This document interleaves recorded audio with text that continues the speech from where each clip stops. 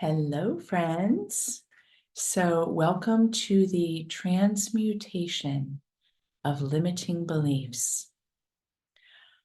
I invited you yesterday to identify one of your core beliefs that creates something of a constraining structure that keeps you in line. And oftentimes, these beliefs originate for really good reasons. They're often motivated by really powerful intentions.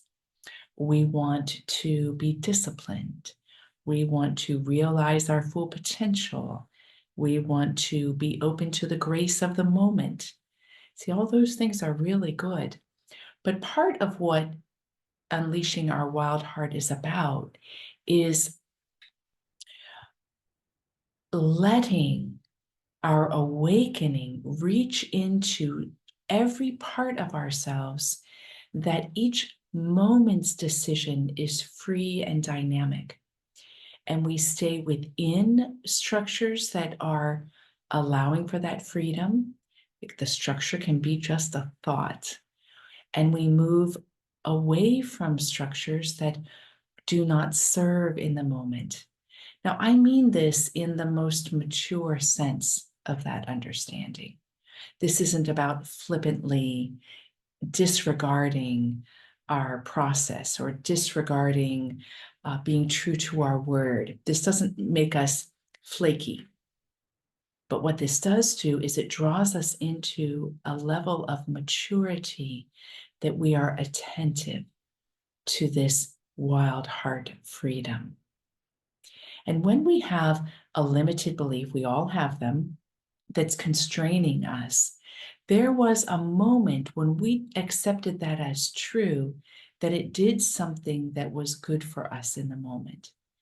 It let us accept the reality of what was and open to grace. It let us feel safe and secure. It offered us a certain amount of understanding for something that maybe was confusing. A lot of times these things come about from a really great place. And our maturity, which is our freedom and our audacity, our maturity comes when we can hold all of that. Like Rumi said, this great poem, and I know I've quoted this in the poem. He says, "If God were to say to me, Rumi, pay homage to everything that has cast you into my arms, there is not one event or one person that I would not bow to." That's what we're talking about here. So, if you were able or not to identify a core belief, this belief is part of the process of your awakening. It's part of the process of moving even further into living a wild heart. Yet you identified now that it constrains you, it holds you back from this essential part of yourself. So it's time, my friends. It's time, if you're willing and open, to release and transmute this belief, to say to yourself most honestly, it's no longer true for me. And I want to remind you that these beliefs have to do with you and yourself. It's not about you and a structure outside of yourself, or you and the influence of the collective. Those are all factors that influenced you to come to a certain belief that contains your energy in a way that's not liberating. Now, you'll see in the newsletter you received, there are two images. There is a Kali image and there is a Christ image. And I love those two images because they're severe, aren't they? Kali's there, her tongue is out. It's all chaos around her. She's got these swords up, and it looks like a lot of destruction's happening. And then you've got this image of Jesus, and his arms are up, and he looks angry, right? I have sat, because I did my grad work in DC, I have sat in that image. And back when I first entered seminary, I was not as familiar with all the other deity expressions in other traditions. And I have to admit, I was a a little, I wasn't scared of the image, but it certainly didn't express the loving Jesus that I felt that I was drawn close to. However, the essential part there is that this energy of consciousness, this energy of God played out in these two images is an energy that wants to settle for nothing less until you are free. Now, Jesus there is titled the judge of all the world's noise. There's lots of images of Jesus as judge, and they're severe. Kali is the destructor of illusion in that point. Both are representing a powerful, important part of our process. But I want to take this a step further because our meditation practice today is going to be a Kali mantra. And I want to take a moment to focus on Kali. Now, oftentimes these images of Kali are played out as the destroyer of illusion, the destroyer of what is an ultimate reality. What is oftentimes missed is that in most traditions that hold Kali as a deity, Kali is the creator. Kali is the whole process of conception, birth, sustenance, and reabsorption or transition or death. So she is the goddess of the whole cycle, not just the part where it's the loss and destruction.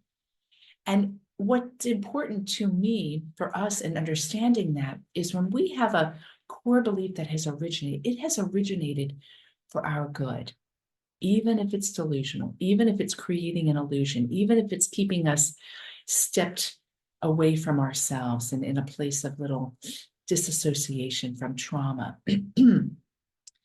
It came about from the motive of good.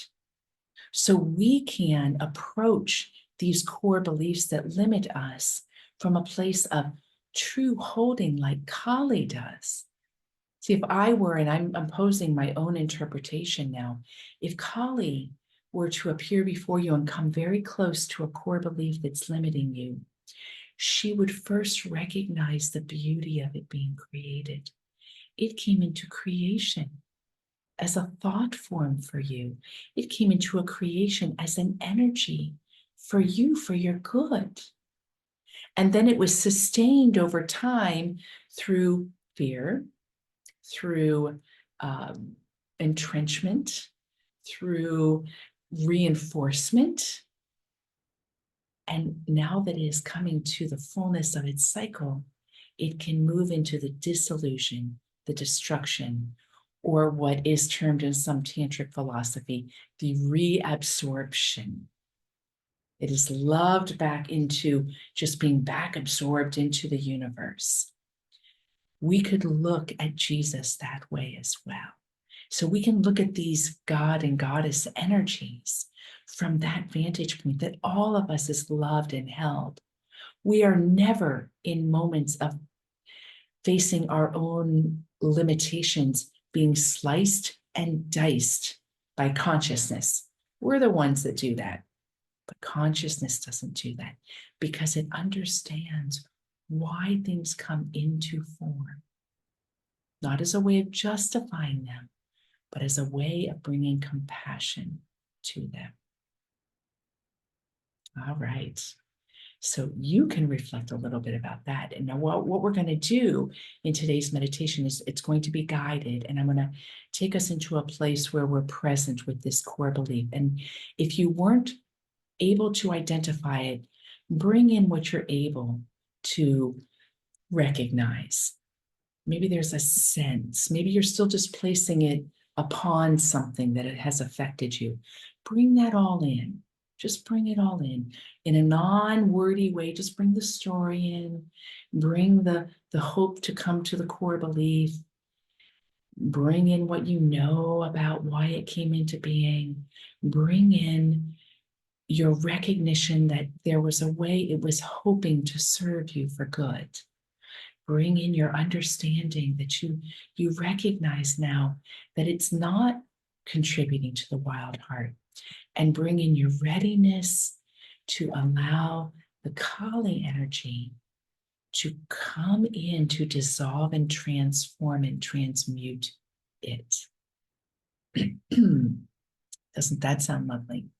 So you saw the phrase in our newsletter that we're going to be chanting. It's Om Krim, which is the seed syllable of the energy of Kali, Kali Kaye, which is the essential calling in of Kali and the presencing of Kali, and Namaha is the bowing before, opening up to. Om Krim Kali Kaye Namaha. Super easy, and we're going to chant that as the culmination of our meditation together. All right, so I invite you to close your eyes.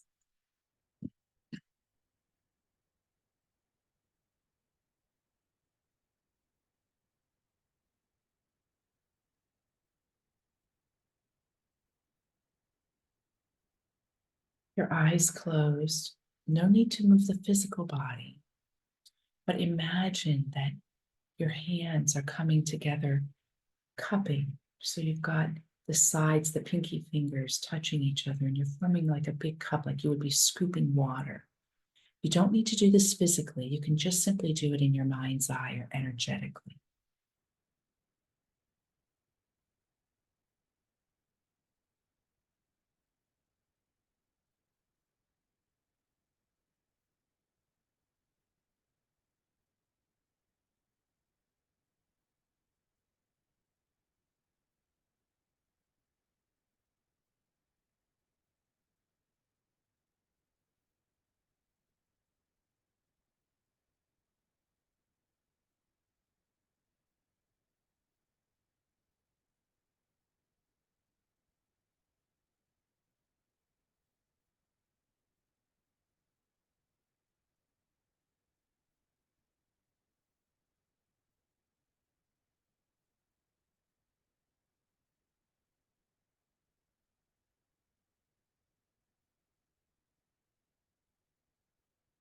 And now let your breath come to the palms.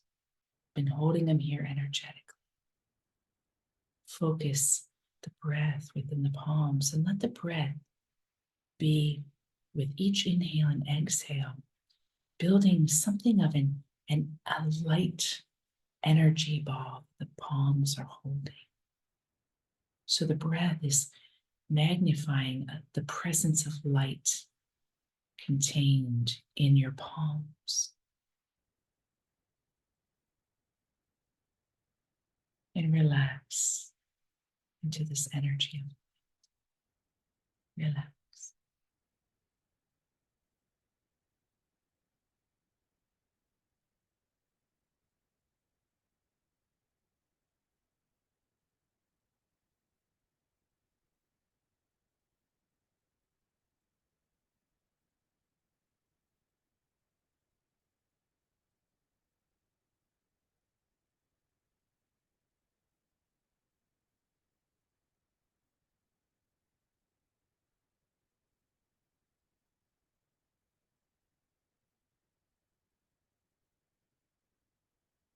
And as you keep the breath there and the presence there, place within that ball of light this core belief or your sense of the core belief within the ball of light.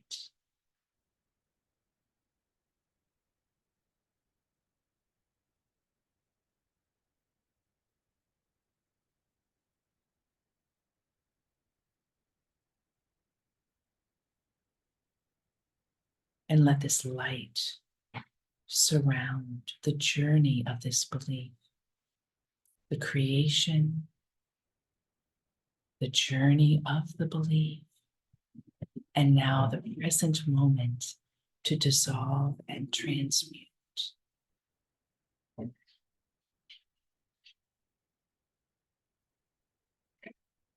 Let all of that be there, not just your own feeling against something.